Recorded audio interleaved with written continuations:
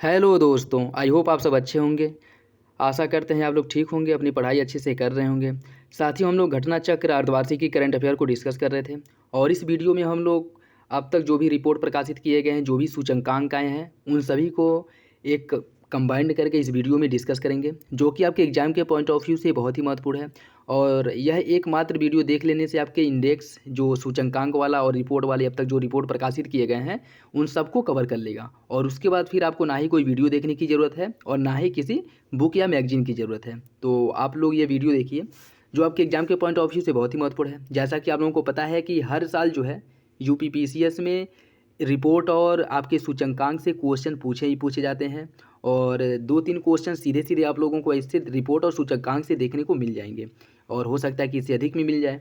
तो यह एक वीडियो देख लेने से आपके सारे डाउट, सारे जो रिपोर्ट से रिलेटेड हैं, सूचकांक से रिलेटेड हैं, जिसमें भारत किस स्थान पे है, पहले नंबर पे कौन है, ये सारे रिपोर्ट जो भी हैं, जो भी रिपोर्ट जारी होते हैं हर साल, वो सब जो है इसमें कवर किया जाएगा।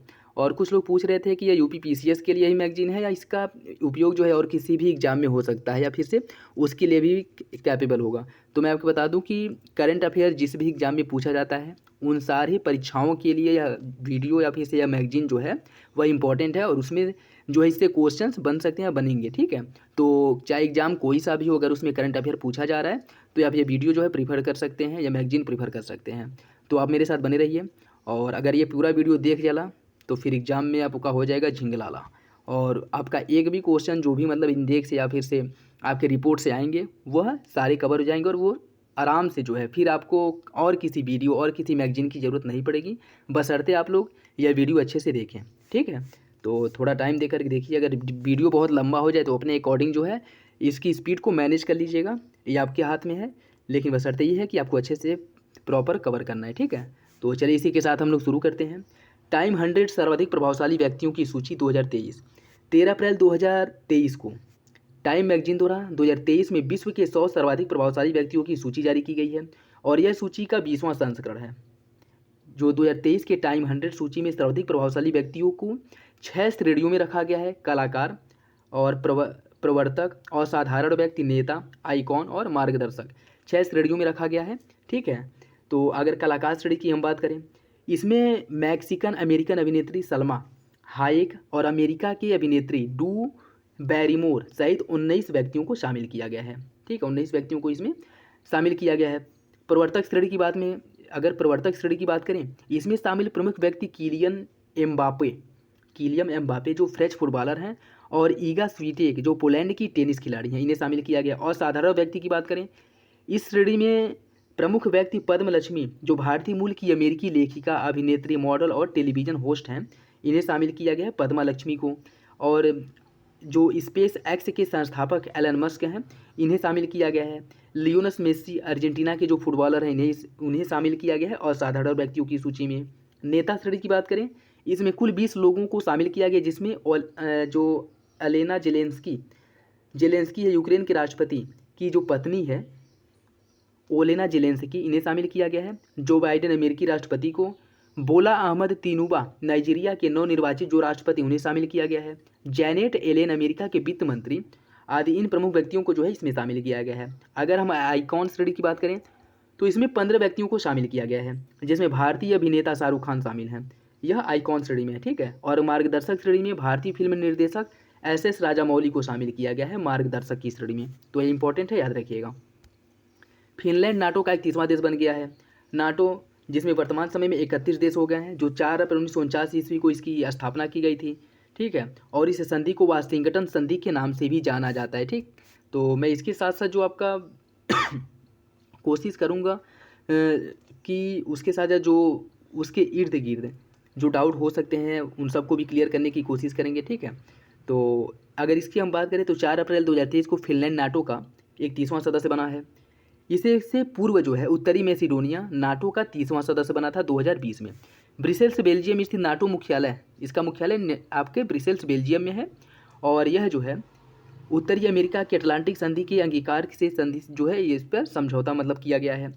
स्वीडन को भी वाशिंगटन संधि को स्वीकार करने के लिए आमंत्रित किया गया है और निकट भविष्य में वह भी आधिकारिक रूप से नाटो का सदस्य बन सकता है। 4 भागीदार देशों में नाटो की सदस्यता हेतु अपनी आकांक्षा घोषित की है, जिसमें शामिल है बोस्निया, हर्जेगोविना, जॉर्जिया, स्वीडन और यूक्रेन, इनके द्वारा नाटो की सदस्यता के लिए जो है कह सकते हैं कि हामी भरी गई थी या फिर से उसकी सदस्यता की आकांक्षा जाहिर की गई थी। अटलांटिक संधि या उत्तरी अटलांटिक संधि जो है इसकी अनुच्छेद 10 में नाटो की सदस्यता प्राप्त करने से संबंधित प्रावधान किया गया। अनुच्छेद 10 में नाटो की सदस्यता से संबंधित प्रावधान किया गया है, तो याद रखिएगा।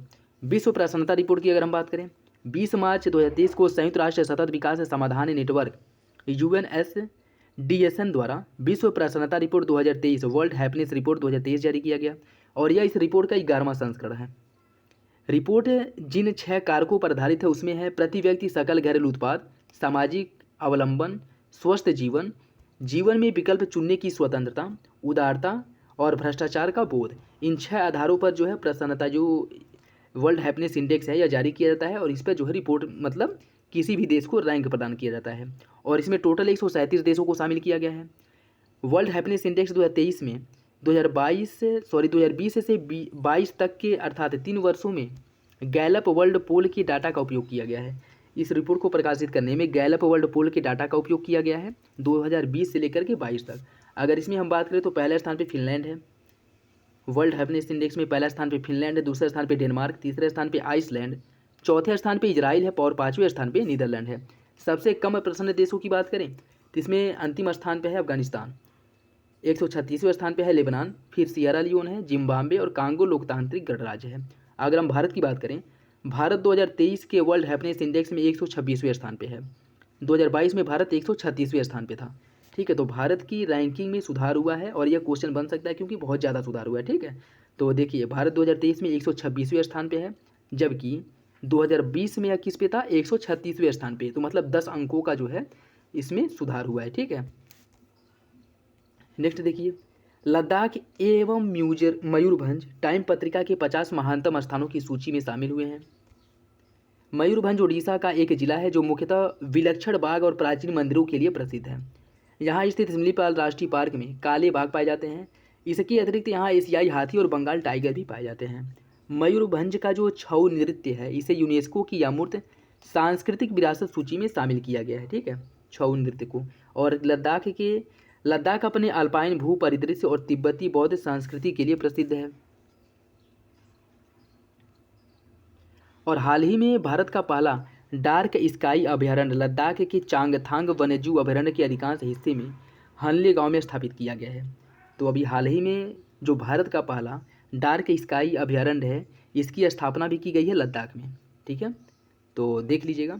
साथियों, मैं कोशिश करूँगा कि आपके एक भी डाउट, एक भी फैक्ट जो है कहीं भी ना छूट, कहीं से भी एक भी फैक्ट जो है जो आपके एग्जाम के पॉइंट ऑफ व्यू से महत्वपूर्ण है वह ना छूटें और उन्हें प्रॉपर कवर किया जाए, क्योंकि क्वेश्चन कहाँ से पूछ सकता है, कैसे क्वेश्चन बनेगा, किसी को पता नहीं है। और इसलिए अगर हम करंट अफेयर को बहुत अच्छे से प्रॉपर जो है एक्सप्लेन करते हैं, कवर करते हैं, तो इससे जो है एक भी क्वेश्चन बाहर न जाने की संभावना है। अगर मेन जो फैक्ट है वही अगर देख लेते तो ज़रूरी नहीं है कि वही सीधे एग्जाम में पूछ लिया जाए। ठीक है, क्वेश्चन कहीं से भी बन सकता है। जैसा कि आप लोग पीछे जो एग्ज़ाम हुए हैं यूपी पीसीएस के, उसमें आप लोग देखे हैं कि सीधे सीधे क्वेश्चन न पूछ करके घुमा फिरा कर क्वेश्चन पूछने का पैटर्न जो है वर्तमान समय में चल रहा है। तो इसलिए मैं करंट अफेयर को बहुत अच्छे से कवर कर रहा हूँ ताकि एक भी जो है फैक्ट इधर उधर से जो भी क्वेश्चन बनने की संभावना है वो ना छूटें और अच्छे से कवर किया जाए, ताकि जो है एग्जाम में क्वेश्चन कहीं से बने आप लोग उसे अच्छे से सॉल्व कर पाएँ। ठीक है, तो अगर वीडियो लंबा हो जाए तो आप लोग अपने हिसाब से उसे मैनेज कर लीजिएगा, मैं बार बार ये कह रहा हूँ। ठीक है, लेकिन वीडियो को पूरा प्रॉपर देखिएगा और यह वीडियो आप लोगों के एग्ज़ाम के लिए बहुत ही उपयोगी होगा, रामबाण सहित सिद्ध होने वाला है। ठीक है, तो इससे जो है कौतूही तो नहीं करिएगा। ठीक, वैश्विक आतंकवाद सूचकांक 2023 की बात करें तो इसे जो है institute for economic and peace द्वारा वैश्विक आतंकवाद सूचकांक जारी किया जाता है। ठीक है, ये भी याद रखिएगा किसके द्वारा जारी किया जाता है, institute for economic and peace द्वारा जारी किया जाता है और यह इसका 10वां संस्करण है। यह सूचकांक विश्व के 163 देशों में, जिसकी वैश्विक जनसंख्या 99.7% है, 163 देशों की वैश्विक जनसंख्या 99.7% है, इसमें आतंकवाद के प्रभाव का अध्ययन करता है और विश्लेषण करता है। आतंकवाद रिपोर्ट में इसकी अगर हम बात करें वैश्विक आतंकवाद रिपोर्ट में, तो 2022 में आतंकवाद से मरने वालों की संख्या 6701 थी और उपयुक्त आंकड़े 2021 की तुलना में 9% गिरावट को दर्शाता है। 2022 में आतंकवाद हमले की संख्या 2021 के 5463 से 28% की गिरावट हुई और इसलिए जो है 3955 हो गई है। 2021 की भांति 22 में भी इस्लामिक स्टेट लगभग 410 आतंकवादी हमलों के साथ विश्व का सबसे घातक आतंकवादी समूह है। ठीक है, वर्तमान समय में सबसे घातक आतंकी समूह इस्लामिक स्टेट है, जो 2022 में टोटल 410 आतंकवादी हमले किया था। और इसके अतिरिक्त इस्लामिक स्टेट वर्ष 2022 में कुल 1045 मौतों के लिए उत्तरदायी है। गौरतलब है कि भूटान, चीन, कुवैत, ओमान, सिंगापुर समेत कुल 71 देशों को शून्य स्कोर के साथ आतंकवाद से अप्रभावित देश घोषित किया गया है। ठीक है, तो ये क्वेश्चन बन सकता है, टोटल 71 देश ऐसे हैं जिन्हें आतंकवाद से अप्रभावित देश घोषित किया गया है। और आतंकवाद से सर्वाधिक प्रभावित देशों की अगर बात करें तो पहले स्थान पर अफगानिस्तान है, दूसरे स्थान पर बुर्किना फासो, तीसरे स्थान पर सोमालिया है, चौथे स्थान पर माली और पाँचवें स्थान पर सीरिया है। आतंकवाद से प्रभावित ब्रिक देशों में अगर हम बात करें तो इसमें 50वें स्थान पर ब्राज़ील है। ठीक है, 45वें स्थान पर रूस है, 13वें स्थान पर भारत है और 93वें स्थान पर चाइना है। और जो दक्षिण अफ्रीका है वो आपके 79वें स्थान पे।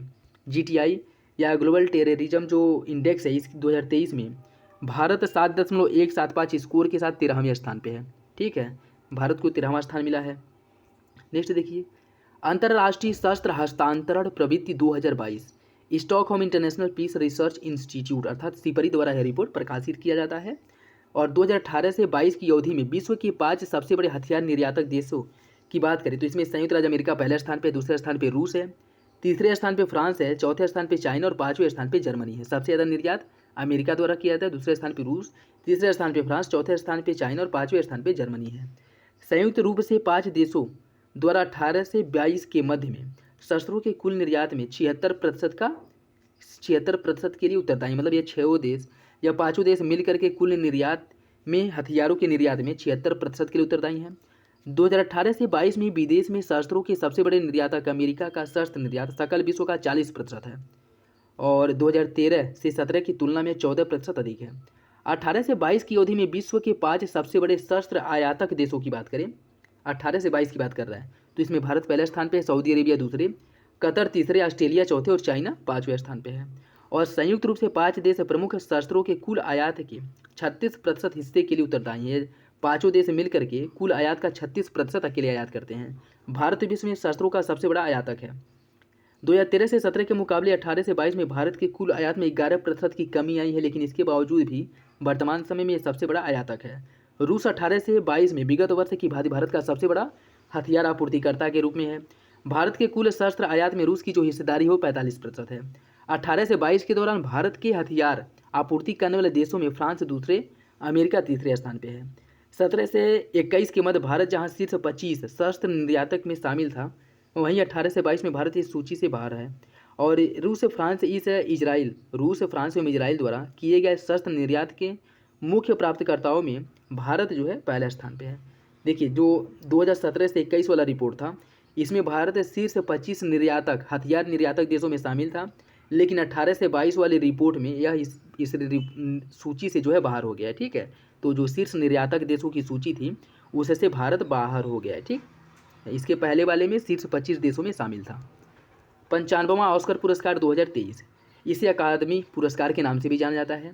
और पहला जो ऑस्कर दिया गया था वह 16 मई 1929 को दिया गया था। The Hollywood Roosevelt hotel California में दिया गया था। ठीक है, तो ये भी याद रखिएगा, कुछ फैक्ट है। और पुरस्कार की बात करें तो academic of motion picture arts and sciences द्वारा यह पुरस्कार प्रदान किया जाता है। किसके द्वारा? AMPAS या academic of motion picture arts and sciences द्वारा यह पुरस्कार प्रदान किया जाता है।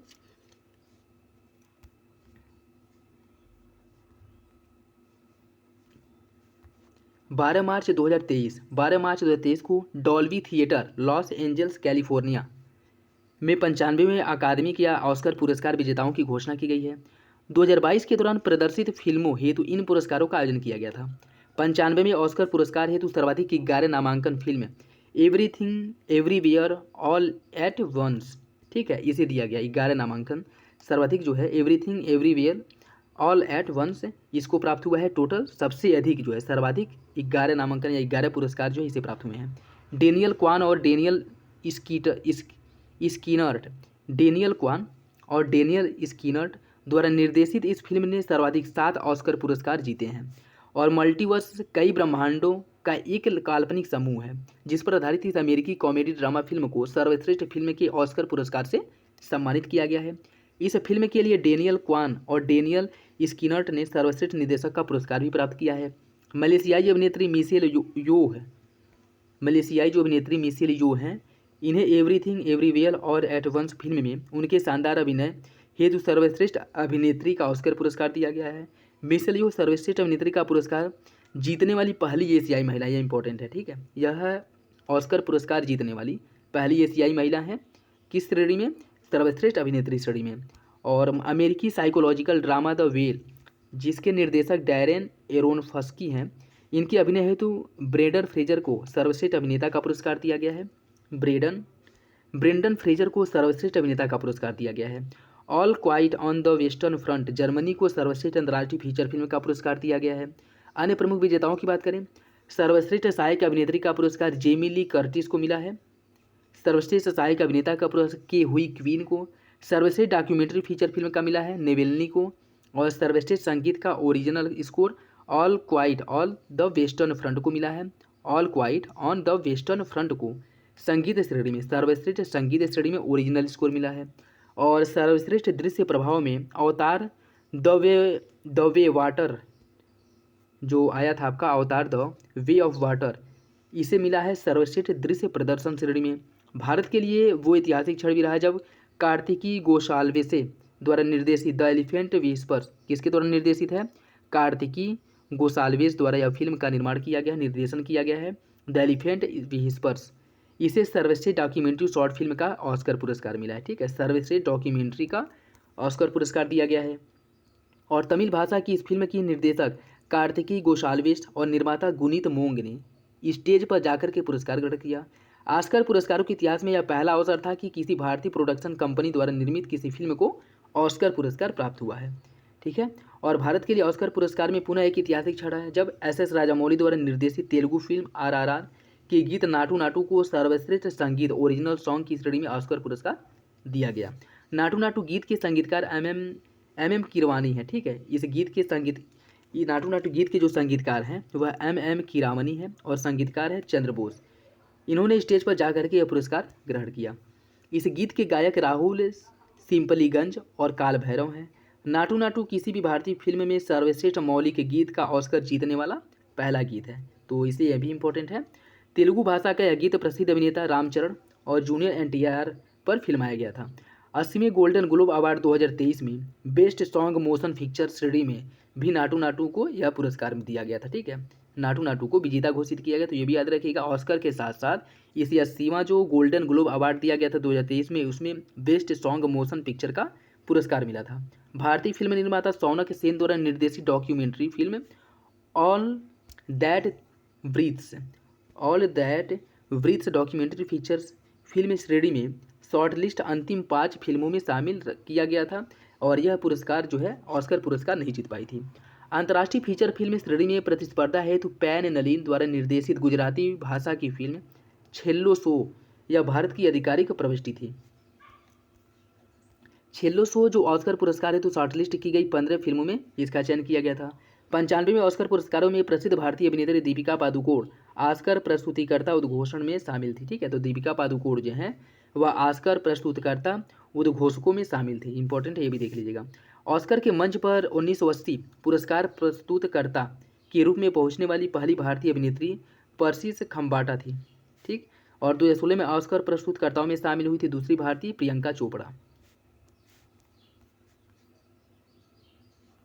लेगाटम समृद्धि सूचकांक 2023 27 फरवरी 2023 को लेगाटम इंस्टीट्यूट द्वारा लेगाटम समृद्धि सूचकांक 2023 जारी किया गया था और यह इसका 16वां संस्करण है। विश्व समृद्धि सूचकांक में 8 क्षेत्रों 167 देशों को रैंक दी गई है। यह 167 देश विश्व की जनसंख्या में 99.4% का योगदान देते हैं। समृद्धि सूचकांक जो है यह 3 कार्य क्षेत्रों और 12 स्तंभों 67 तत्वों और 300 संकेतकों पर आधारित है। इसकी अगर हम बात करें तो समृद्धि के 12 स्तंभों निम्नलिखित हैं। समृद्धि के जो 12 स्तंभ है उसमें है रक्षा एवं सुरक्षा, व्यक्तिगत स्वतंत्रता, प्रशासन, सामाजिक पूंजी, निवेश परिवेश, उद्यम स्थिति, अवसंरचना एवं बाजार पहुंच, आर्थिक गुणवत्ता, रहन सहन की स्थिति, स्वास्थ्य, शिक्षा, प्राकृतिक पर्यावरण। इसके आधार पर जो है रैंकिंग प्रदान की गई है। 2023 के विश्व समृद्धि सूचकांक में डेनमार्क पहले स्थान पे है और सूडान अंतिम स्थान पे है, 167वें स्थान पे है। डेनमार्क इसमें पहले स्थान पे है, स्वीडन दूसरे, नॉर्वे तीसरे, फिनलैंड चौथे और स्विट्जरलैंड जो है वो 5वें स्थान पे है। लेगाटम समृद्धि सूचकांक 2023 में भारत को 103वां स्थान प्राप्त हुआ है, जबकि भारत 2022 में 100वें स्थान पे था। तो मतलब इसमें जो है इसकी रैंक में गिरावट आया है 3 अंकों की, ठीक है। 2022 में यह 100वें स्थान पे था और 2023 में 103वें स्थान पे है लेगाटम समृद्धि सूचकांक 2023 में। इस सूचकांक में वर्ष 2023 में पश्चिमी यूरोपीय विश्व का सर्वाधिक समृद्ध देश घोषित किया गया है। आर्थिक स्वतंत्रता सूचकांक 2023, 27 फरवरी 2023 को आर्थिक स्वतंत्रता सूचकांक 2023 जारी किया गया। यह इस सूचकांक का 29वां संस्करण है और इसके अंतर्गत टोटल 184 देशों को शामिल किया गया है। इसमें जो है अगर हम बात करें तो तुलनात्मक अध्ययन प्रस्तुत किया गया, किसमें इन 4 देशों में सिंगापुर, स्विट्जरलैंड, आयरलैंड और ताइवान को अत्यधिक उच्च आर्थिक स्वतंत्रता स्कोर में 80 या उससे अधिक अंक प्राप्त हुए हैं। कौन कौन है?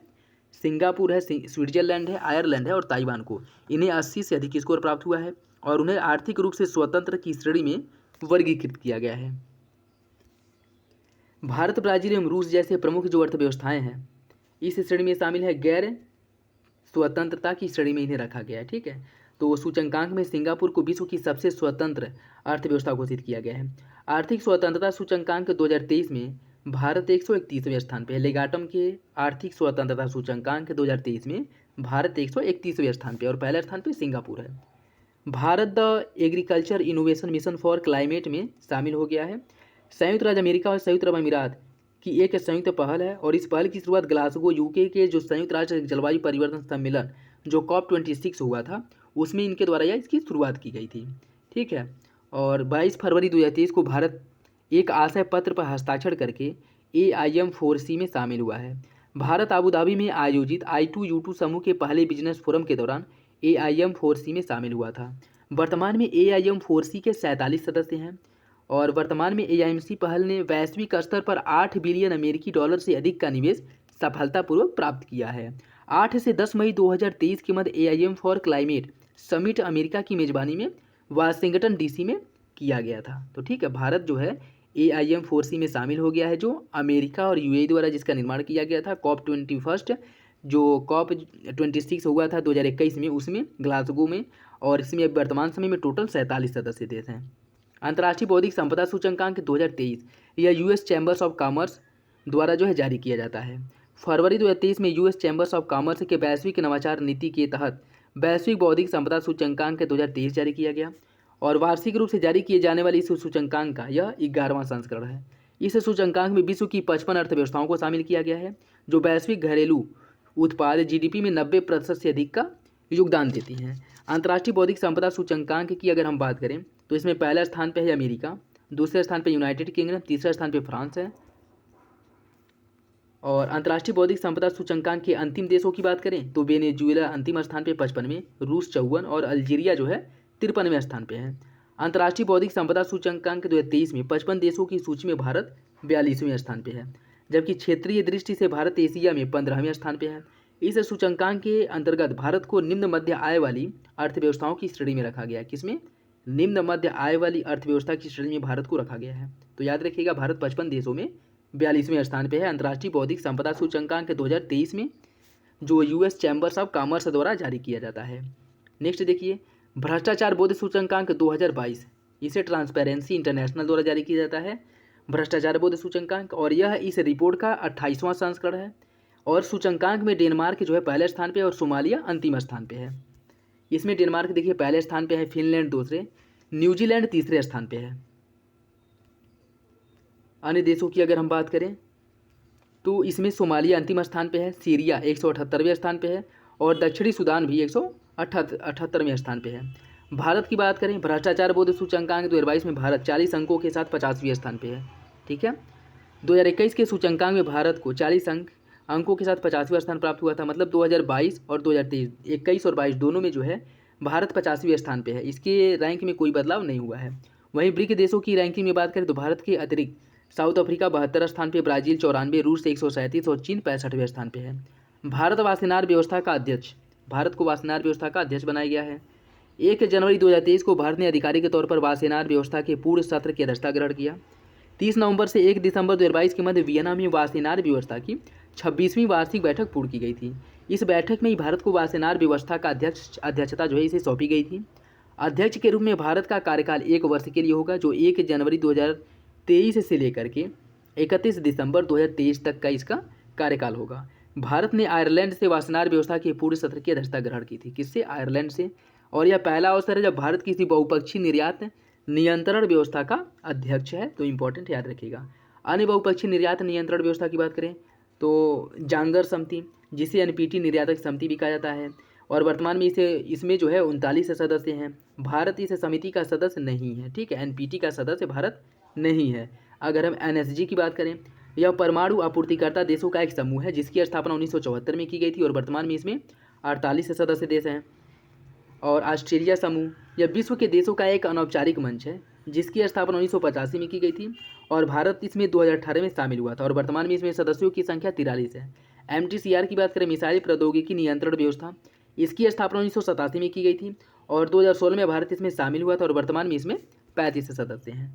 मानव स्वतंत्रता सूचकांक 2022, जनवरी 2023 में वाशिंगटन डीसी स्थित कैटी इंस्टीट्यूट और कनाडा के फ्रेजर इंस्टीट्यूट द्वारा संयुक्त रूप से इसे जारी किया गया था, और यह इसे सूचकांक का 8वां संस्करण है।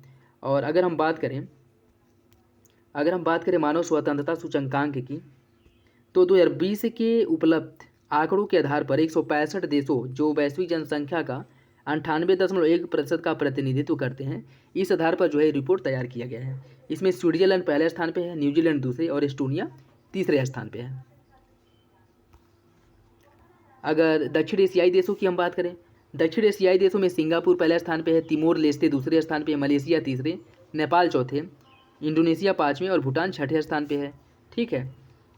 ईरान CSW से बाहर, commission on the status of women, Iran को commission on the status of women, जो लैंगिक समानता को वहाँ पे महिलाओं के ऊपर बहुत सारे प्रतिबंध लगाने की वजह से इसे बाहर कर दिया गया है। देखिए 14 दिसंबर 2022 को संयुक्त राष्ट्र आर्थिक और सामाजिक परिषद ने ईरान को शेष कार्यकाल के लिए महिलाओं की स्थिति पर संयुक्त राष्ट्र आयोग से बाहर करने का प्रस्ताव पारित किया है। CSW में ईरान का जो कार्यकाल है वो 2022 से लेकर के 2026 तक था, उसे शेष कार्यकाल के लिए तत्काल प्रभाव से इस आयोग से बाहर कर दिया गया है। संयुक्त राज्य अमेरिका द्वारा प्रस्तुत प्रस्ताव के पक्ष में 29 देशों ने मतदान किया था, जिसमें से विपक्ष में 8 देशों द्वारा मतदान किया गया था, जिसमें Bolivia, China, Kazakhstan, Nicaragua, Nigeria, Oman, रूस, जिम्बाब्वे द्वारा जो है इसके विपक्ष में मतदान किया गया था, और भारत सहित 16 देशों ने मतदान से अपने आप को बाहर कर लिया था। अगर हम बात करें सितंबर 2022 में 22 वर्षीय ईरानी महिला महसा अमीनी को मैरेलिटी पुलिस द्वारा हिरासत में लिया गया था। उन पर सरकारी मानकों के अनुरूप हिजाब न पहनने का आरोप लगाया गया। हिरासत में उन्हें पीटा गया, जिसके फलस्वरूप उनकी मृत्यु हो गई थी। इसी घटना के फलस्वरूप ईरान में व्यापक स्तर पर विरोध भी हुआ था, और प्रदर्शन को दबाने के लिए ईरान की पुलिस ने क्रूर जो है कार्रवाई की थी, और इसी के परिणामस्वरूप ईरान को CSW से बाहर करने का प्रस्ताव पारित किया गया था। विश्व प्रतिभा रैंकिंग 2022, 8 दिसंबर 2022 को IMD वर्ल्ड कॉम्पिटिटिवनेस सेंटर द्वारा विश्व प्रतिभा रिपोर्ट जारी किया गया था, और यह इसका जो है 9वां संस्करण है। विश्व प्रतिभा रैंकिंग 2022 में प्रति व्यक्ति मध्यम एवं उच्च आय वाली 63 अर्थव्यवस्थाओं को इसमें शामिल किया गया है। इसमें शीर्ष 3 देशों की बात करें, स्विट्जरलैंड पहले स्थान पे है, स्वीडन दूसरे, और आइसलैंड तीसरे स्थान पे है। लगातार 6वें वर्ष प्रतिभाओं की आकर्षित एवं बनाए रखने में 63 देशों की रैंकिंग में स्विट्जरलैंड पहले स्थान पे है। इस सूचकांक में सम्मिलित 63 देशों में भारत 52वें स्थान पे है। 63 देशों में भारत 52वें स्थान पे है। एशिया प्रशांत क्षेत्र के देशों में सिंगापुर जो है वो पहले स्थान पे है, भारत जो है 52वें स्थान पे, ठीक है। और इसमें अगर हम बात करें time person of the year 2023, Vladimir Zelensky ने मई 2019 में यूक्रेन के 6ठे राष्ट्रपति के रूप में पदभार ग्रहण किया था। यूक्रेन पर रूस के आक्रमण के दौरान उन्होंने विश्व भर में युद्धकाल के नेतृत्वकर्ता के रूप में प्रसिद्धि प्राप्त की थी, और मार्च 2022 में उनके साहस और वीरता के लिए उन्हें चेक गणराज्य के सर्वोच्च राजकीय सम्मान the order of the white lion से सम्मानित किया गया था। जुलाई 2022 में पोलैंड के जीवाश्म विज्ञानियों ने एक समूह ने 150 मिलियन वर्ष पुराने फेदर स्टोर के जीवाश्म का नामकरण व्लादिमीर जेलेंस्की के नाम पर करने की घोषणा की थी। उल्लेखनीय है कि फेदर स्टोर समुद्री जीवों की एक विलुप्त प्रजाति है। दिसंबर 2022 में फाइनेंशियल टाइम्स ने भी व्लादिमीर जेलेंस्की को पर्सन ऑफ द ईयर 2022 घोषित किया था, ठीक है। किसके द्वारा? फाइनेंशियल टाइम्स द्वारा इन्हें पर्सन ऑफ द ईयर 2022 घोषित किया गया था। अन्य विजेता की बात करें, heroes of the year the women of Iran और entertainer of the year Blackpink the कोरियाई पॉप के पापा जो है इन्हें दिया गया है। एथलीट ऑफ ईयर एरोन जज जो अमेरिकी बेसबॉल हैं उन्हें दिया गया है। अमेरिकी बेसबॉल के खिलाड़ी हैं उन्हें एरोन जज का पुरस्कार दिया गया है। Icon of the year Michelle Yeoh मलेशियाई अभिनेत्री। और innovators of the year Gregory Robinson James Webb अंतरिक्ष दूरबीन का निर्माण करने वाले जो हैं उन्हें दिया गया है। Breakthrough artist of the year Mickey Guyton जो अमेरिकी गायिका हैं उन्हें यह पुरस्कार प्रदान किया गया है। फोर्ब्स विश्व की 100 सर्वाधिक शक्तिशाली महिलाओं की सूची जारी किया गया है। सूची में यूरोपीय आयोग की अध्यक्ष Ursula von der Leyen Germany शीर्ष पर है, जबकि उर्सुला वॉन डेर लेयन जो जर्मनी की हैं शीर्ष पर है, जबकि यूरोपीय सेंट्रल बैंक की अध्यक्ष क्रिस्टीन लेगार्डे यह दूसरे स्थान पर है। संयुक्त राज्य अमेरिका की उपराष्ट्रपति कमला हैरिस तीसरे स्थान पर हैं। सूची में जहां यूएसए की टेलर स्विफ्ट सबसे युवा 33 वर्ष की शक्तिशाली महिला है, वहीं यूएसए की ही नैन्सी पेलोसी सबसे उम्रदराज 82 वर्ष की सबसे शक्तिशाली महिला है। 2022 में विश्व की सर्वाधिक शक्तिशाली महिलाओं की सूची में जॉर्जिया मेलोनी इटली की प्रथम महिला प्रधानमंत्री को पहली बार इसमें शामिल किया गया है और इन्हें समग्र रूप से 7वें स्थान पर रखा गया है। ठीक है, तो अगर हम बात करें चौथे स्थान पे कौन है, मैरी बर्रा जो अमेरिका की हैं। क्रिस्टलिना जॉर्जिवा बुल्गारिया 12वें स्थान पे है। साई इंगवेन ताइवान की हैं। ठीक है,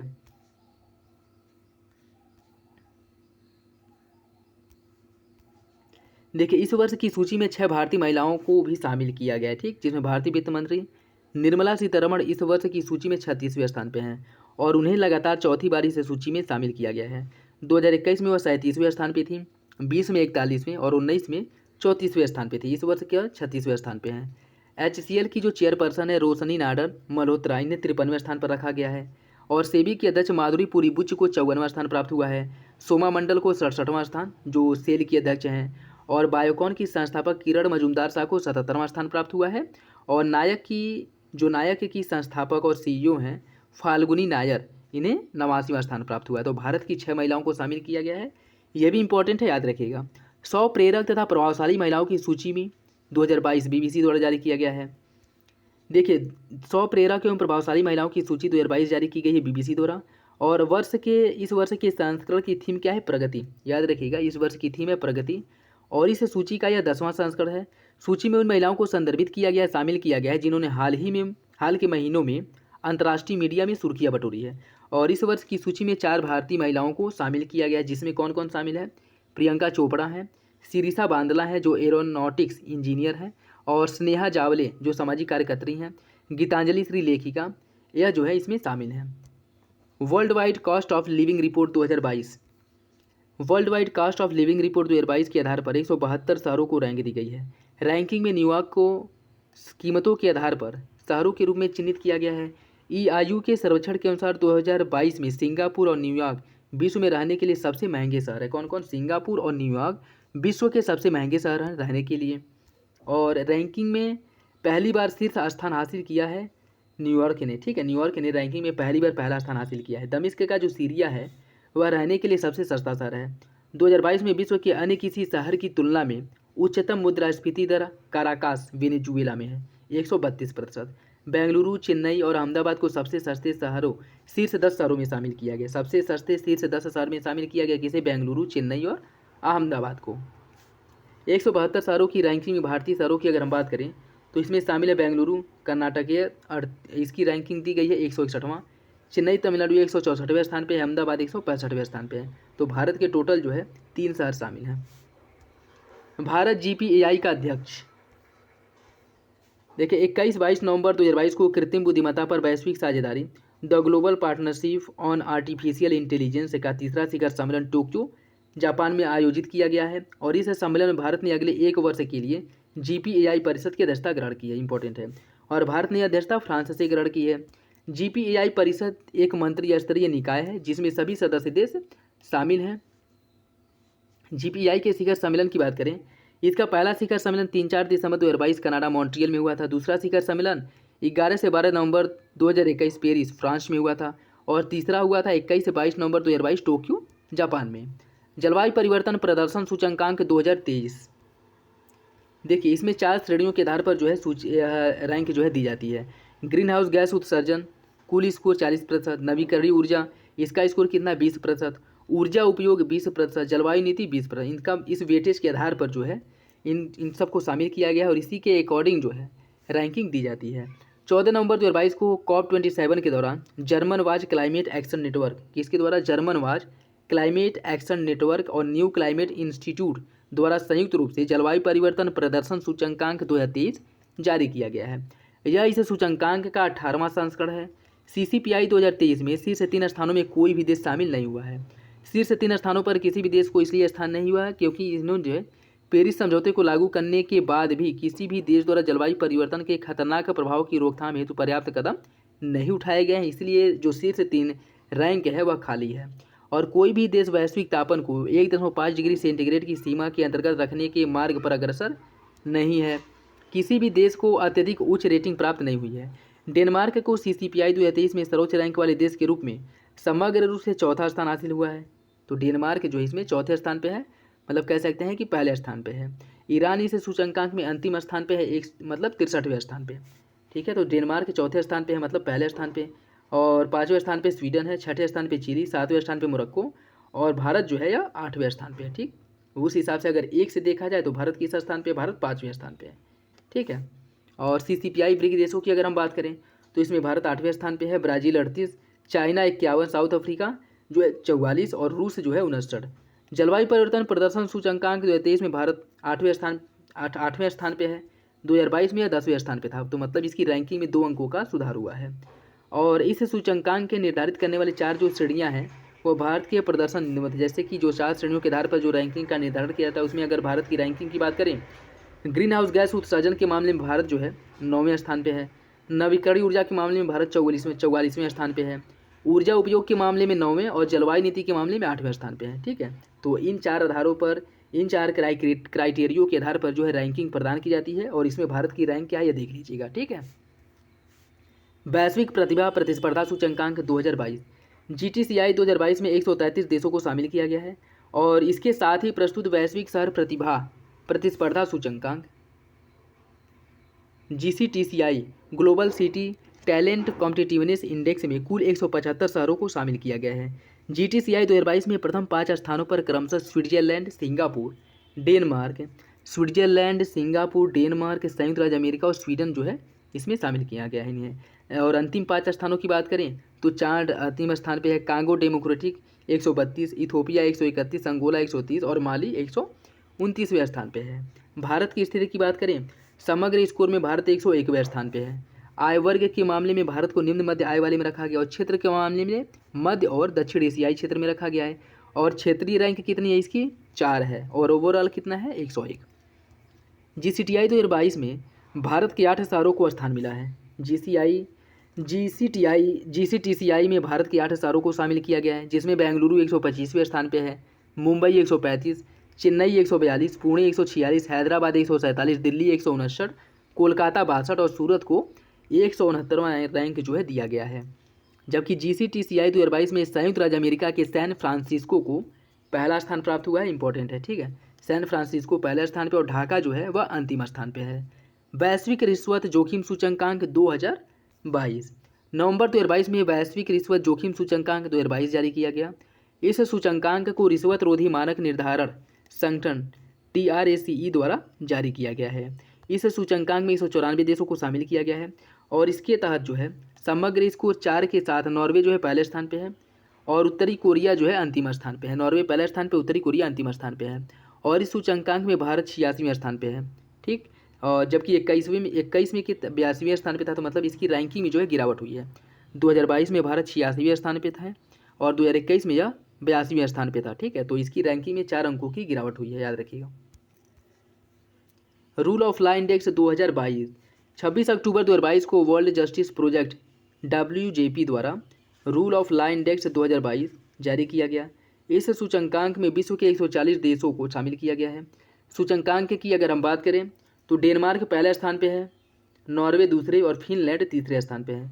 अफगानिस्तान इसमें अंतिम स्थान पे है 138वें, कंबोडिया अंतिम स्थान पे है आपका, वेनेजुएला 140वें स्थान पे, कंबोडिया 139वें स्थान पे और अफगानिस्तान 138वें स्थान पे। जो कानून के शासन के अनुपालन के संदर्भ में सबसे खराब प्रदर्शन करने वालों में वेनेजुएला अंतिम स्थान पे। ठीक है, सूचकांक में शामिल 6 दक्षिण एशियाई देशों की बात करें, नेपाल इसमें 69वें स्थान पे है, श्रीलंका 74, भारत 77वें स्थान पे है, ठीक है, और क्षेत्रीय दृष्टि से तीसरे स्थान पर है।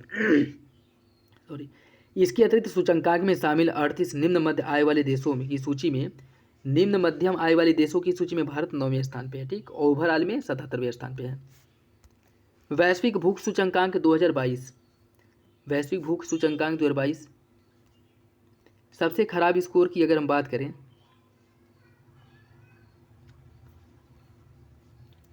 देखिए 13 अक्टूबर 2022 को कंसर्न वर्ल्ड वाइड तथा वर्ल्ड हंगर हिल्स द्वारा संयुक्त रूप से वैश्विक भूख सूचकांक 2022 जारी की गई और यह इसका 17वां संस्करण है।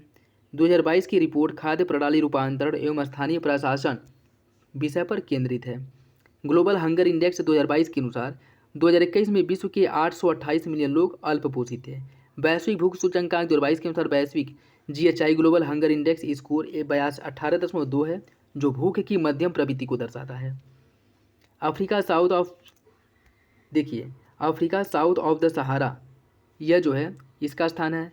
सर्वाधिक भूखमरी की सूची की अगर हम बात करें क्षेत्रीय स्तर पर देश देखा जाए तो 2022 में विश्व में दक्षिण एशिया में भूखमरी का स्तर सर्वाधिक है और इसके बाद आता है आपका Africa south of the Sahara, यह दूसरे स्थान पे, और सबसे पहले स्थान पे कौन है? दक्षिण एशिया जो है यह भूखमरी के मामले में पहले स्थान पे है। वैश्विक स्तर पर मात्र एक देश सोमालिया भूखमरी की चरम भयावह स्थिति में है। सोमालिया जो है भूखमरी की चरम स्थिति में, भयानक स्थिति में। और GHI 2022 के अनुसार मध्य अफ्रीका गणराज्य में अल्पपोषण की दर सर्वाधिक है। 5 वर्ष से कम आयु के बच्चों में ठिगनापन के मामले में यमन जो है पहले स्थान पे है। दुबलेपन के मामले में भारत जो है पहले स्थान पे, ठीक, और बच्चों की मृत्यु दर के मामले में सोमालिया पहले स्थान पे है। दुबलेपन के मामले में पहले स्थान पे भारत है, याद रखिएगा। और GHI रिपोर्ट में विश्व के 121 देशों के स्कोर की गणना कर उन्हें रैंक प्रदान की गई है।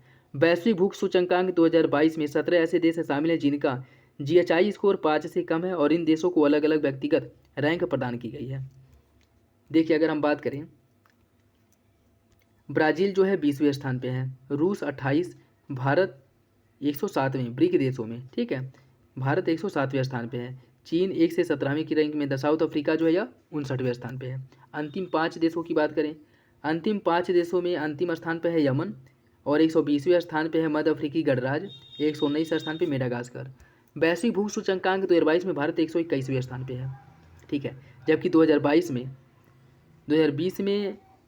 भारत 121 देशों में 107वें स्थान पे, 107वें स्थान पे, ठीक है। टोटल 121 देशों को शामिल किया गया जिसमें भारत 107वें स्थान पे है और 2022 में भारत का स्कोर या भूखमरी की गंभीर स्थिति को प्रदर्शित करता है, ठीक। QS एशिया यूनिवर्सिटी रैंकिंग 2023, 12 अक्टूबर 2022 को टाइम्स हायर एजुकेशन ने वैश्विक विश्वविद्यालय रैंकिंग 2023 जारी किया। 8 नवंबर 2022 को QS एशिया यूनिवर्सिटी रैंकिंग जारी की गई है और यह इस रैंकिंग का 15वां संस्करण है और इस वर्ष की रैंकिंग में कुल 760 संस्थानों को शामिल किया गया है। इस रैंकिंग में सर्वाधिक विश्वविद्यालय किस देश के हैं? चाइना के हैं, टोटल 125। एशिया के 3 शीर्ष विश्वविद्यालयों की बात करें तो पेकिंग विश्वविद्यालय China, national university of Singapore दूसरे स्थान पे है और सिंघुआ विश्वविद्यालय चाइना या तीसरे स्थान पे है। 2023 की रैंकिंग में कुल 118 भारतीय विश्वविद्यालयों को शामिल किया गया। टोटल भारतीय विश्वविद्यालय कितने शामिल हैं? 118। और शीर्ष 100 में शामिल भारतीय विश्वविद्यालयों की बात करें तो IIT बॉम्बे महाराष्ट्र जो है यह एशिया में 40वें स्थान पे है, ओवरऑल में 40 और भारत में पहले स्थान पे है। IIT दिल्ली जो है ओवरऑल 46, भारत में दूसरे स्थान पे है। IIT बेंगलुरु कर्नाटक जो है ओवरऑल 52वें स्थान पे, भारत में तीसरे स्थान पे। IIT मद्रास तमिलनाडु ओवरऑल 53वें और भारत में चौथे स्थान पे है। IIT खड़गपुर जो पश्चिम बंगाल का है या पश्चिम बंगाल में है, यह जो है ओवरऑल श्रेणी में 61 और भारत में 5वें स्थान पे है। IIT कानपुर उत्तर प्रदेश ओवरऑल 66 और भारत में 6ठे स्थान पे, ठीक है। और दिल्ली विश्वविद्यालय 85, भारत में 7वें स्थान पे है। तो ये भारत के कुछ विश्वविद्यालय हैं, देख लीजिएगा। टाइम्स वैश्विक विश्वविद्यालय रैंकिंग 2023, 12 अक्टूबर 2022 को टाइम्स हायर एजुकेशन द्वारा वैश्विक विश्वविद्यालय रैंकिंग 2023 जारी की गई। इसमें 104 देशों को शामिल किया गया है जो कुल 1799 विश्वविद्यालयों को रैंक प्रदान की गई है। टोटल 104 देशों के 1799 विश्वविद्यालयों को रैंक प्रदान किया गया है। वर्ल्ड यूनिवर्सिटी रैंकिंग के 19 वर्षों के इतिहास में शामिल विश्वविद्यालयों के संदर्भ में सबसे बड़ा संस्करण है और समग्र रैंकिंग में अमेरिका के सर्वाधिक 177 विश्वविद्यालय शामिल हैं। इसके बाद जापान है 117 विद्यालयों के साथ, फिर यूके है 103, फिर चाइना है 95 और भारत के इसमें 75 विश्वविद्यालयों को शामिल किया गया है। ठीक है, रैंकिंग में यूनाइटेड किंगडम के ऑक्सफोर्ड विश्वविद्यालय को पहला स्थान प्राप्त हुआ है। ऑक्सफोर्ड विश्वविद्यालय लगातार 7वीं बार पहले स्थान पे है। चीन का जो सिंघुआ विश्वविद्यालय है यह 16वीं रैंक इसे हासिल हुई और एशिया का यह सर्वश्रेष्ठ विश्वविद्यालय इसे घोषित किया गया है। और कोई भी भारतीय विश्वविद्यालय शीर्ष 200 में स्थान नहीं बना पाए हैं, जगह नहीं बना पाए। ठीक है, तो मतलब भारत का कोई भी विश्वविद्यालय शीर्ष 200 में शामिल नहीं है। और सूची शीर्ष 300 विश्वविद्यालयों की सूची में शामिल एकमात्र भारतीय विश्वविद्यालय कौन है? भारतीय विज्ञान संस्थान बेंगलुरु जो है यह शीर्ष 300 विश्वविद्यालयों में शामिल है। नोबेल पुरस्कार 2022, नोबेल पुरस्कार 2022 की बात करें, 10 अक्टूबर 2022 को स्टॉकहोम स्वीडन स्थित the royal Swedish academy of sciences द्वारा 2022 के अर्थशास्त्र के नोबेल पुरस्कार 2022 की घोषणा की गई है। इस वर्ष यह पुरस्कार संयुक्त रूप से 3 अर्थशास्त्रियों को प्रदान किया गया है। Ben S Bernanke Institute Washington DC के ये हैं, और डगलस डब्ल्यू डायमंड यह भी यूनिवर्सिटी ऑफ शिकागो के हैं, और फिलिप एच डायबविग यह यूनिवर्सिटी इन सेंट लुइस अमेरिका। इन तीनों व्यक्ति जो हैं, यह तीनों व्यक्ति अमेरिका से संबंधित हैं। Ben S Bernanke, Douglas W Diamond और फिलिप एच डायबविग यह तीनों अमेरिका के हैं, जिन्हें अर्थशास्त्र का नोबेल पुरस्कार प्रदान किया गया है। इन तीनों अमेरिकी अर्थशास्त्रियों को बैंकों और वित्तीय संकट पर शोध के लिए दिया गया है। याद रखिएगा, बैंकों और वित्तीय संकट पर शोध के लिए पुरस्कार जो है नोबेल पुरस्कार प्रदान किया गया है। नोबेल शांति पुरस्कार की बात करें तो इसे द नॉर्वेजियन नोबेल कमेटी द्वारा दिया जाता है, और इस वर्ष यह पुरस्कार एक व्यक्ति और दो संगठनों को यह पुरस्कार प्रदान किया गया है। और नोबेल शांति पुरस्कार की अगर हम बात करें तो एलेस बियालेत्स्की इन्हें दिया गया है, और जो व्यक्तिगत रूप से, और जो संगठन के रूप में बात करें तो मेमोरियल और सेंटर फॉर सिविल लिबर्टीज इन दोनों को जो है संगठन के रूप में और व्यक्तिगत रूप से एलेस बियालेत्स्की को दिया गया है। एलेस बियालेत्स्की जो बेलारूस के मानवाधिकार कार्यकर्ता हैं, इन्होंने 1996 में बेलारूस में हुए विवादास्पद संवैधानिक संशोधनों की प्रतिक्रिया स्वरूप वायसन्ना नामक संगठन की स्थापना की थी। मेमोरियल जो एक मानवाधिकार संगठन है जिसकी स्थापना 1987 में की गई थी। ठीक है, और यूक्रेन में मानवाधिकार और लोकतंत्र को बढ़ावा देने के उद्देश्य से 2007 में कीव में सेंटर फॉर सिविल लिबर्टीज की स्थापना की गई थी। तो इन दोनों को जो है दिया गया है। साहित्य के क्षेत्र का नोबेल पुरस्कार बात करें तो 6 अक्टूबर को दिया गया है द स्वीडिश एकेडमी द्वारा, और 2022 हेतु साहित्य का नोबेल पुरस्कार 82 वर्षीय फ्रांसीसी लेखिका एनी अर्नो को प्रदान किया गया। ठीक है, यह फ्रांसीसी लेखिका है 82 वर्षीय एनी अर्नो, जिन्हें साहित्य का नोबेल पुरस्कार दिया गया है। और साहित्य का नोबेल पुरस्कार प्राप्त करने वाली यह पहली फ्रांसीसी महिला है, जबकि समग्र रूप से 17वीं महिला है। ठीक है, समग्र रूप से 17वीं महिला है और नोबेल पुरस्कार प्राप्त करने वाली पहली फ्रांसीसी महिला है साहित्य का। ठीक है, इनका पहला जो उपन्यास था लीस आर्मोरियस वीडियोज था। ठीक है, लीस आर्मोरियस वीडियोज जो है यह इनकी पहला उपन्यास था। इनके अन्य उपन्यासों की बात करें, ए mains place a women's story और द ईयर्स, यह इनके अन्य उपन्यास हैं। ठीक है, रसायन विज्ञान के नोबेल पुरस्कार की बात करें तो इसे भी स्टॉकहोम के स्वीडन स्थित the royal Swedish academy of sciences द्वारा प्रदान किया जाता है। और इस वर्ष का जो नोबेल पुरस्कार है रसायन का, यह संयुक्त रूप से 3 वैज्ञानिकों को प्रदान किया गया है। Carolyn R Bertozzi, Morten Meldal university of Copenhagen Denmark, और के बैरी शार्पलेस स्क्रिप्स रिसर्च इन्हें जो है दिया गया है। ठीक है, मोर्टन मेल्डन और के बैरी शार्पलेस और कैरोलिन आर, इन तीनों को जो है रसायन का नोबेल पुरस्कार प्रदान किया गया है। और तीनों वैज्ञानिकों को यह पुरस्कार क्लिक केमिस्ट्री और बायो ऑर्थोगोनल केमिस्ट्री के विकास के लिए दिया गया है। क्लिक केमिस्ट्री और बायो ऑर्थोगोनल केमिस्ट्री के विकास के लिए रसायन का नोबेल पुरस्कार दिया गया है। कैरोलिन आर, मोर्टन मेल्डूल और के बैरी शार्पलेस को प्रदान किया गया है। भौतिक के नोबेल पुरस्कार की बात करें तो यह जो है इसे भी द रॉयल स्वीडिश एकेडमी द्वारा दिया गया है, और इस वर्ष का यह पुरस्कार संयुक्त रूप से 3 वैज्ञानिकों को दिया गया है।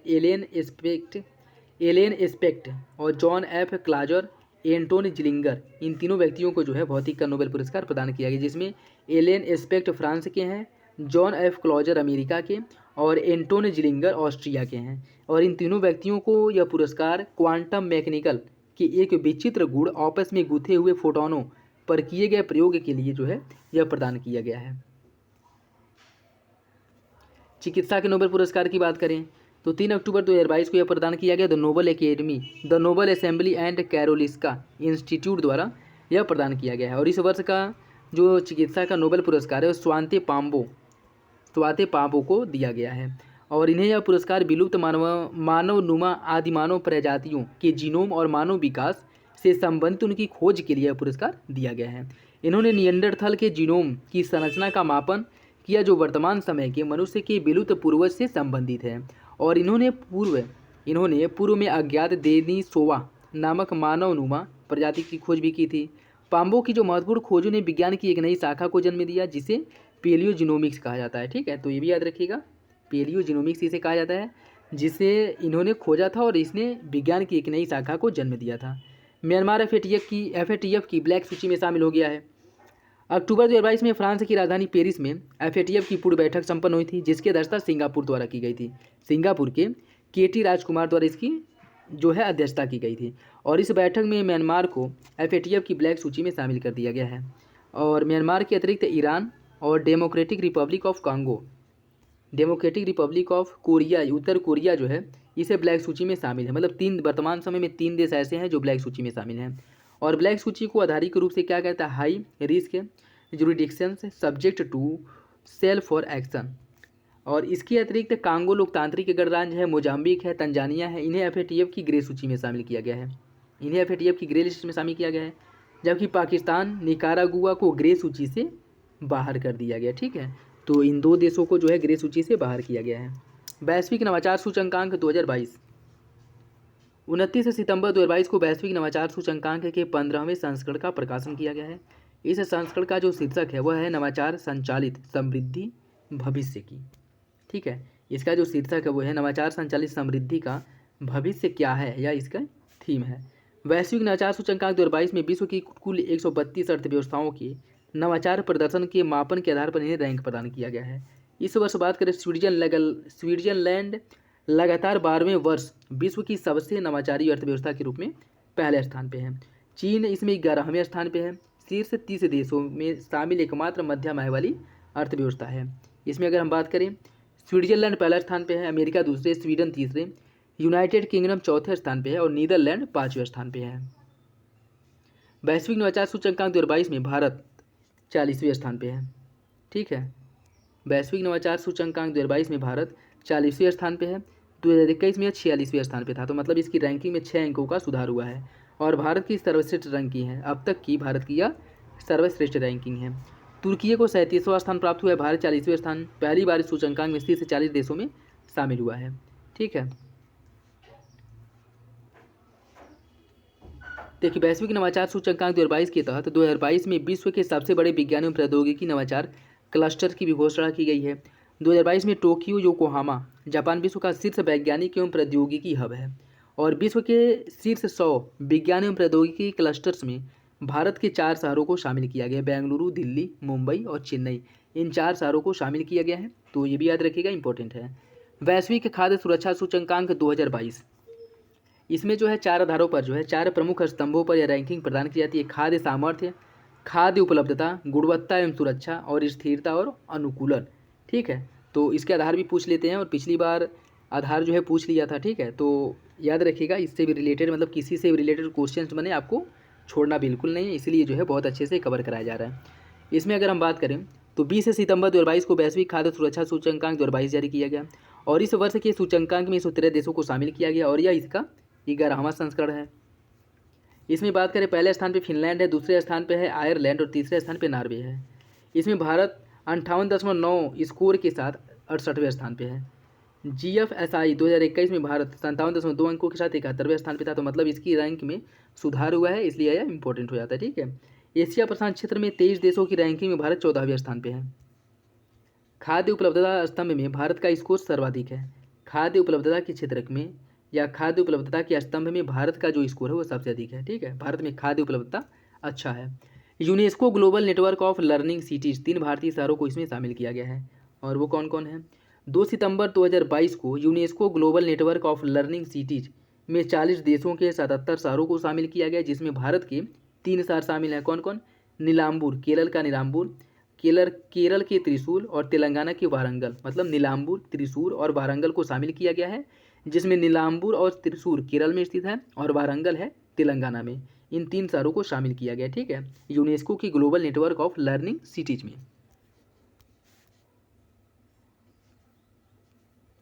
देखिए, त्रिशूर की अगर हम बात करें तो यह शहर केरल की सांस्कृतिक राजधानी के रूप में लोकप्रिय है।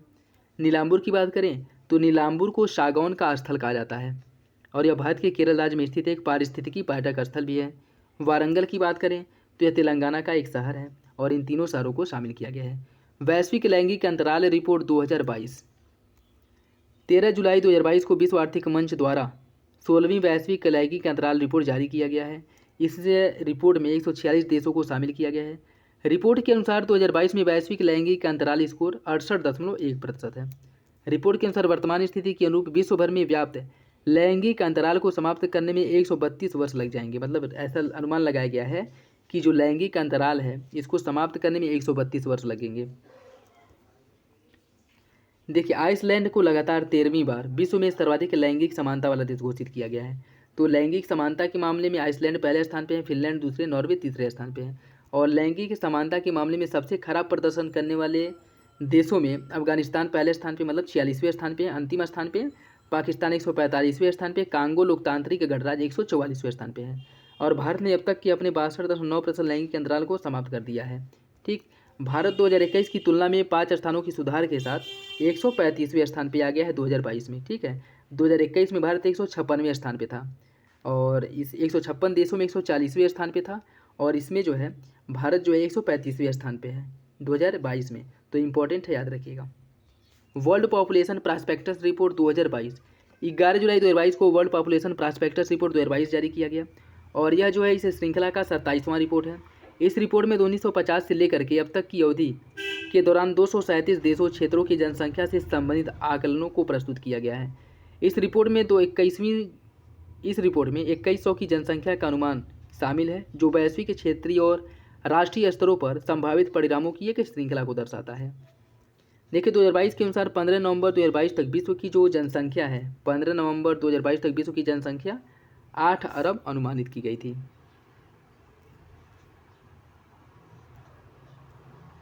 संयुक्त राष्ट्र के नवीनतम अनुमानों के तहत वैश्विक जनसंख्या निम्नलिखित है, जैसे 2030 तक जो वैश्विक जनसंख्या है वह 8.5 बिलियन हो जाएगी, 2050 तक हो जाएगी 9.7 बिलियन और 2100 ईस्वी तक हो जाएगी 10.4 बिलियन विश्व की जनसंख्या। 2050 तक वैश्विक जनसंख्या में आधे से अधिक अनुमानित वृद्धि जिन 8 देशों में होगी उसमें भारत पहले स्थान पर है, फिर नाइजीरिया है, मिस्र है, पाकिस्तान है, कांगो लोकतांत्रिक गणराज्य है, इथोपिया है, फिलीपींस और संयुक्त गणराज्य तंजानिया है। 1950 में वैश्विक प्रजनन दर लगभग 5 जन्म प्रति महिला थी, जो कम होकर के 21 में 2.3 जन्म प्रति महिला हो गई है। ठीक है, तो ये इंपॉर्टेंट है, याद रखिएगा। 2050 तक वैश्विक प्रजनन दर के घट करके 2.1 जन्म प्रति महिला तक पहुंचने का अनुमान लगाया गया है। रिपोर्ट के अनुसार विश्व स्तर पर 2019 में जन्म के समय जो जीवन प्रत्याशा है वह 72.8 वर्ष था। ठीक है, 2021 में, और 1990 के बाद से लगभग 9 वर्षों की वृद्धि हुई है।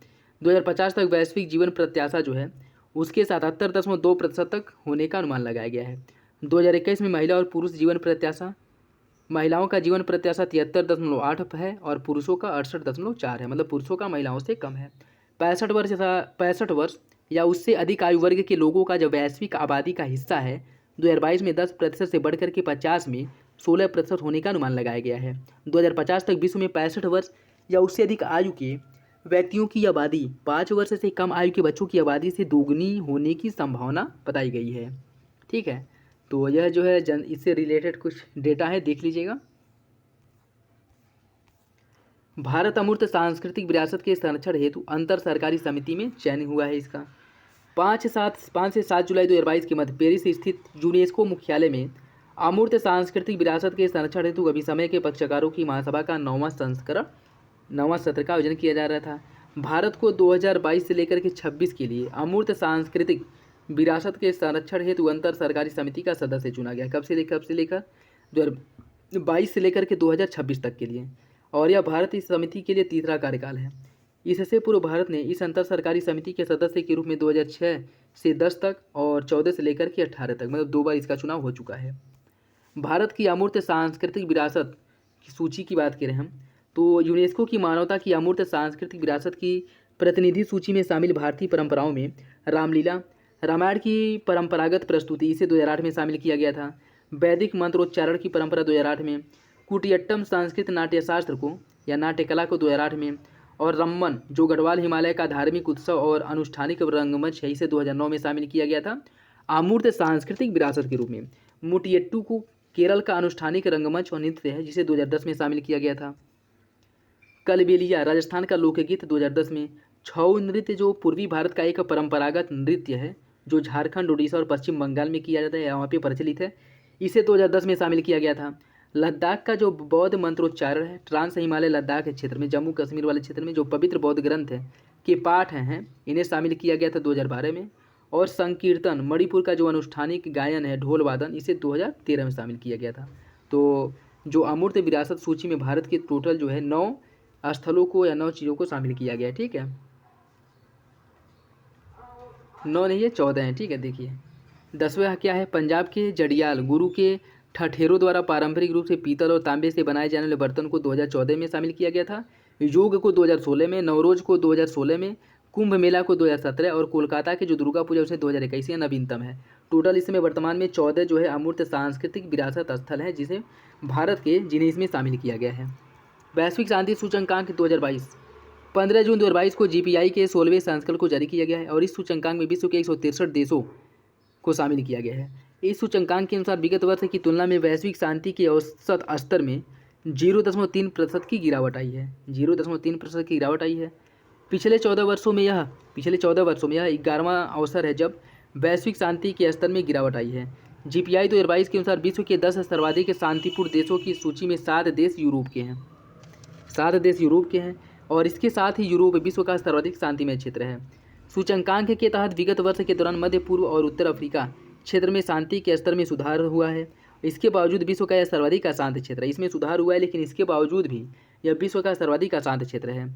GPI 2022 के अनुसार आइसलैंड विश्व का सर्वाधिक शांतिपूर्ण देश है। ठीक है, आइसलैंड, जबकि लगातार 5वीं बार अफगानिस्तान विश्व का सर्वाधिक अशांत देश है। अफगानिस्तान सर्वाधिक अशांत देश और आइसलैंड सर्वाधिक शांत देश है।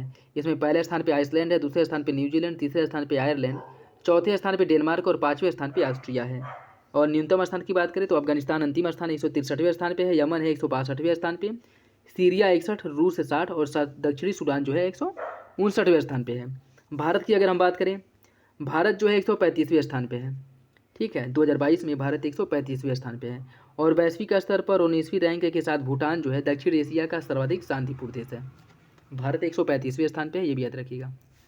सुरक्षा परिषद के नए अस्थायी सदस्य, देखिए अगर हम बात करें सुरक्षा परिषद में कहाँ से कितने सीट हैं ये देख लीजिए। जैसे अफ्रीका में एशियाई देशों के लिए 5 सीट हैं, पूर्वी यूरोपियाई देशों के लिए 1 सीट, लैटिन अमेरिका और कैरिबियाई देशों के लिए इसमें सीटों की संख्या 2 है, पश्चिमी यूरोपियाई और अन्य देशों के लिए 2 है। टोटल जो है इसमें आपके 10 सीट ऐसे होते हैं जो 5 तो परमानेंट होते हैं और 10 अपरमानेंट या अस्थायी होते हैं, जिसमें से 5 एशिया अफ्रीका से है, 1 यूरोप से है, आपके पूर्वी यूरोप से 2 सीट जो है लैटिन अमेरिका कैरिबियाई देश से और पश्चिमी यूरोप से 2 है। ठीक है, तो ये भी याद रखिएगा। 9 जून 2022 को संयुक्त राष्ट्र सुरक्षा परिषद की अस्थायी सदस्यों हेतु 5 सदस्यों का चुनाव किया गया है और यह नवनिर्वाचित सदस्य हैं जापान, स्विट्जरलैंड, माल्टा, मोजाम्बिक और इक्वेडोर। इनको जो है नवनिर्वाचित ये देश हैं जिन्हें अस्थायी सदस्य बनाया गया है।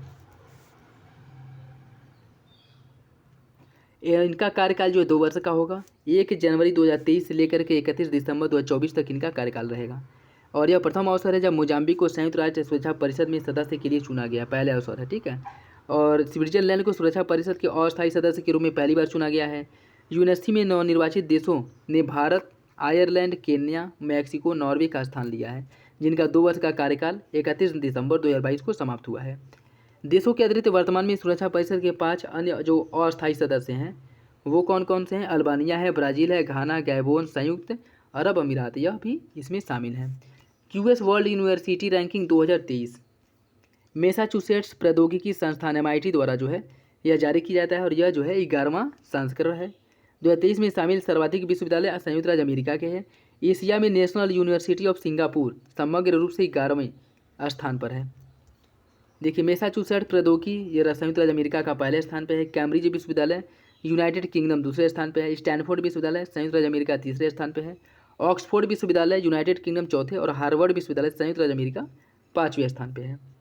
देखिए क्यूएस वर्ल्ड यूनिवर्सिटी रैंकिंग 2023 में भारत के 41 संस्थानों को शामिल किया गया है।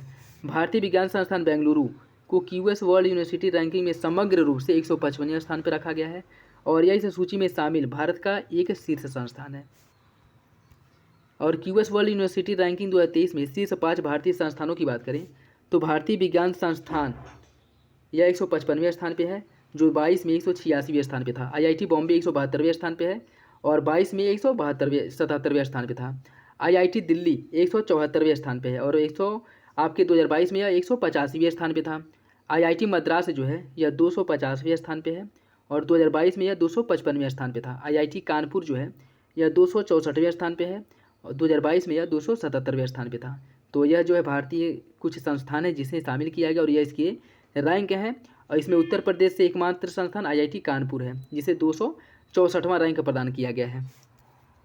टाइम्स एशिया विश्वविद्यालय रैंकिंग 2022 इस वर्ष एशिया महाद्वीप के 31 क्षेत्रों के 616 शिक्षण संस्थानों को शामिल किया गया है। जापान के सर्वाधिक इसमें शामिल है 118, चीन के 97 हैं और भारत के 71 हैं और इसी के साथ यह तीसरे स्थान पे है। इसमें अगर बात करें सिंघुआ विश्वविद्यालय चाइना यह पहले स्थान पे है। पेकिंग विश्वविद्यालय चाइना दूसरे स्थान पे। नेशनल यूनिवर्सिटी ऑफ सिंगापुर तीसरे स्थान पे। हांगकांग विश्वविद्यालय हांगकांग चौथे स्थान पे और नानयांग विश्वविद्यालय यह जो है आपके 5वें स्थान पे है। देखिए रैंकिंग 2022 में शामिल शीर्ष 3 भारतीय शिक्षण संस्थानों की अगर हम बात करें तो शीर्ष 3 भारतीय शिक्षण संस्थान है। भारतीय विज्ञान संस्थान बेंगलुरु यह जो है 42वें स्थान पे है। जेएसएस उच्च शिक्षा एवं अनुसंधान अकादमी मैसूर कर्नाटक के 65वें स्थान पे है। भारतीय प्रौद्योगिकी संस्थान रोपड़ पंजाब यह 68वें स्थान पे है। पर्यावरण प्रदर्शन सूचकांक 2022 1 जून 2022 को पर्यावरण प्रदर्शन सूचकांक 2022 जारी किया गया। ईपीआई 2022 के तहत 11 श्रेणियों में विभक्त 40 प्रदर्शन संकेतकों के आधार पर रैंकिंग प्रदान की गई है। इन 11 श्रेणियों को पुनः 3 नीतिगत उद्देश्यों में बांटा गया और ये 3 नीतिगत उद्देश्य कौन कौन से हैं? पर्यावरणीय स्वास्थ्य, पारिस्थितिकी तंत्र, जीवन शक्ति और जलवायु नीति। इसके अकॉर्डिंग जो है रैंकिंग प्रदान की गई है। देखिए रिपोर्ट के अनुसार वर्तमान प्रवृत्ति की जारी रहने पर 2050 में केवल 4 देश चीन, भारत, अमेरिका और रूस सकल विश्व के 50% से अधिक ग्रीन हाउस गैस उत्सर्जन के लिए उत्तरदायी होंगे। 2050 में कुल 24 देश लगभग 80% ग्रीन हाउस गैसों के लिए उत्तरदायी होंगे। और इसमें अगर बात करें इन देशों को द डर्टी टू डजन कहा गया है। ईपीआई में शीर्ष 3 देशों में डेनमार्क पहले स्थान पर, यूनाइटेड किंगडम दूसरे और फिनलैंड जो है वो तीसरे स्थान पर है। अंतिम देशों में भारत को अंतिम स्थान पर रखा गया जिसका विरोध किया गया था भारत में और इस रिपोर्ट को मानने से इनकार कर दिया गया था। भारत को 180वां स्थान दिया गया, म्यांमार को 179 और वियतनाम को 178वें स्थान पर रखा गया है। ब्रिक देशों में बात करें ब्राज़ील जो है 181, रूस 112, भारत 180, चीन 160 और साउथ अफ्रीका जो है 116वें स्थान पे है। ईपीआई 2022 में भारत को 180 देशों की सूची में अंतिम स्थान पर रखा गया है। ईपीआई 2020 में भारत को 168वां स्थान प्राप्त हुआ था। ठीक है, 2020 में इसे 168वां स्थान प्राप्त हुआ, मतलब इसकी रैंकिंग में गिरावट आई है। यात्रा एवं पर्यटन विकास सूचकांक 2021 24 मई 2022 को विश्व आर्थिक मंच द्वारा यात्रा एवं पर्यटन विकास सूचकांक 2021 जारी किया गया है। और इसकी अगर हम बात करें इस सूचकांक का जो शीर्षक है वो है एक सतत और लचीला भविष्य के लिए पुनर्निर्माण। और टीटीडीआई 2021 में कुल 117 देशों को शामिल किया गया है। और शीर्ष 5 देशों की बात करें जापान पहले स्थान पे है, अमेरिका दूसरे, स्पेन तीसरे, फ्रांस चौथे और जर्मनी 5वें स्थान पे है। इसमें 4 अंतिम स्थान पे है। भारत की अगर बात करें भारत जो है यात्रा एवं पर्यटन विकास सूचकांक में 54वें स्थान पे है। 19 में यह 46वें स्थान पे था, तो मतलब इसकी रैंकिंग में भी गिरावट आई है। IMD विश्व प्रतिस्पर्धात्मकता रैंकिंग 2022 हाल ही में WCR के 34वें संस्करण को जारी किया गया है। इस रैंकिंग में 333 प्रतिस्पर्धात्मक मानदंडों के आधार पर 63 अर्थव्यवस्थाओं को शामिल किया गया है और 4 आधारों पर जो है रैंकिंग प्रदान की जाती है। आर्थिक प्रदर्शन, सरकारी दक्षता, व्यावसायिक दक्षता और आधारभूत संरचना, इन आधारों पर रैंकिंग प्रदान की जाती है। देखिए 34 वर्षों के इतिहास में पहली बार डेनमार्क को पहला स्थान प्राप्त हुआ है। डेनमार्क जो है पहली बार पहले स्थान पे है। इसमें अगर बात करें डेनमार्क पहले स्थान पे, स्विट्जरलैंड दूसरे और सिंगापुर तीसरे स्थान पे है। भारत ने 6 स्थानों का सुधार करते हुए भारत को 37वां स्थान प्राप्त हुआ है WCR 2022 में प्रतिस्पर्धात्मक रैंकिंग में जो IMD का है इसमें भारत 37वें स्थान पे है।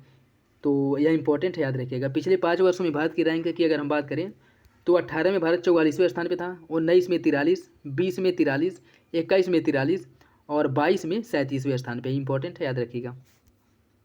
वैश्विक अल्पसंख्यक रिपोर्ट 2022। वैश्विक अल्पसंख्यक रिपोर्ट में कुल 110 देशों को शामिल किया गया है। न्यूनतम 10 लाख की जनसंख्या वाले देशों को इस रिपोर्ट में शामिल किया गया है। हालांकि 110 देशों की सूची में मालदीव को जनसंख्या मानदंड को पूरा न करने के बावजूद भी इसमें शामिल किया गया है। अगर इस रिपोर्ट की अगर हम बात करें तो इसमें पहले स्थान पर भारत है। वैश्विक अल्पसंख्यक सूचकांक में भारत पहले स्थान पर है, दक्षिण कोरिया दूसरे और जापान तीसरे स्थान पर है। इस रिपोर्ट में विश्व के 110 देशों में भारत को सर्वाधिक समावेशी देश घोषित किया गया। ये इंपॉर्टेंट है, याद रखिएगा।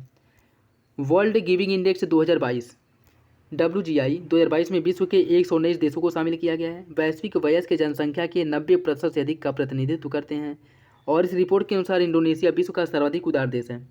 इंडोनेशिया को विश्व का सर्वाधिक उदार देश घोषित किया गया है।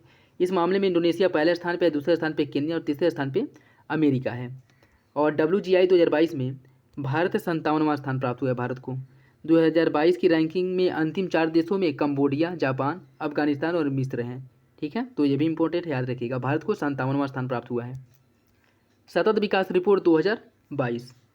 हाल ही में संयुक्त राष्ट्र सतत विकास समाधान network UN sustainable development solution network SDSN द्वारा जो है रिपोर्ट जारी किया गया है और इस रिपोर्ट का 7वां संस्करण है। रिपोर्ट का शीर्षक है संकट से सतत विकास तक SDG 2030 और उससे आगे के रोडमैप के रूप में, यह जो है इसका शीर्षक है। रिपोर्ट के अंतर्गत SDG सूचकांक और डैशबोर्ड दोनों को शामिल किया गया है। ठीक है, और 2021 में SDG सूचकांक इसको 66 है। इसमें अगर बात करें तो फिनलैंड पहले स्थान पे है। डेनमार्क दूसरे, स्वीडन तीसरे, नॉर्वे चौथे और ऑस्ट्रिया जो है वो 5वें स्थान पे है। और अंतिम 5 स्थानों की बात करें तो सूडान 159वें स्थान पे है, सोमालिया जो 160वें स्थान पे, चांड 161, मध्य अफ्रीकी गणराज्य 62 और दक्षिणी सूडान 163। मतलब अंतिम स्थान पे जो है दक्षिणी सूडान है। सूचकांक के अंतर्गत 163 देशों की रैंकिंग प्रदान की गई है और भारत 163 देशों में 121वें स्थान पे, याद रखिएगा। ठीक है, ओवरऑल रैंकिंग में भारत को 60.32 स्कोर प्राप्त हुआ है। अगर इसमें बात करें SDG को प्राप्त करने में सरकारी प्रतिबद्धताओं या प्रयासों की दृष्टि से भारत को निम्न SDG प्रतिबद्धता की श्रेणी में 40-50 का जो स्कोर है इसमें वर्गीकृत किया गया है। वैश्विक सतत विकास रिपोर्ट में भारत की रैंकिंग में विगत 3 वर्षों में लगातार गिरावट हुई है। भारत 2020 में 117वें स्थान पे था, 21 में 120वें स्थान पे था और अभी 22 में इसकी रैंक गिर करके 121 हो गई है। ठीक है, तो इसकी रैंकिंग में गिरावट हुई है। नेक्स्ट देखिए, वर्ल्ड सिटीज रिपोर्ट 2022। हाल ही में UN हैबिटेट द्वारा विश्व के शहरों की रिपोर्ट जारी की गई है 2022। इस रिपोर्ट को वर्ल्ड अर्बन फोरम के 11वें सत्र के दौरान जारी किया गया था। वर्ल्ड अर्बन फोरम का जो 11वां सत्र है वो 26 से 30 जून 2022 के मध्य पोलैंड के काटोविस नामक शहर में किया गया था। वर्ल्ड सिटीज रिपोर्ट सतत विकास लक्ष्य के 11 सतत शहर और समुदाय के अनुरूप है, जिसमें कहा गया है कि शहरों एवं मानव बस्तियों को समावेशी, सुरक्षित और लचीला व टिकाऊ बनाना है। ठीक है, इसके अनुसार 2035 तक भारत की शहरी आबादी 675 मिलियन होने का अनुमान लगाया गया है। भारत की शहरी आबादी को 675 मिलियन होने का अनुमान लगाया गया है 2035 तक। 2035 के मध्य तक भारत में शहरी क्षेत्र में रहने वाले लोगों की जो जनसंख्या वो 43.2% हो जाएगी। 2021 में वैश्विक शहर आबादी 56% से बढ़ करके 50 तक 68% हो जाएगी। जो शहरी आबादी है वो 2050 तक 68% हो जाएगी। ठीक है, तो ये थे कुछ महत्वपूर्ण रिपोर्ट और सूचकांक जो आपके एग्जाम के पॉइंट ऑफ व्यू से बहुत ही महत्वपूर्ण है, तो इन्हें आप लोग देख लीजिएगा। इससे मानकर चलिए कि आपके 3-4 क्वेश्चन जो है ऑलरेडी 100% आने हैं और अगर प्रॉपर अच्छे से वीडियो कवर करते हैं तो सारे क्वेश्चन आप अच्छे से सॉल्व कर पाएंगे। चलिए मिलते हैं अगले वीडियो में, तब तक के लिए धन्यवाद। जय हिंद।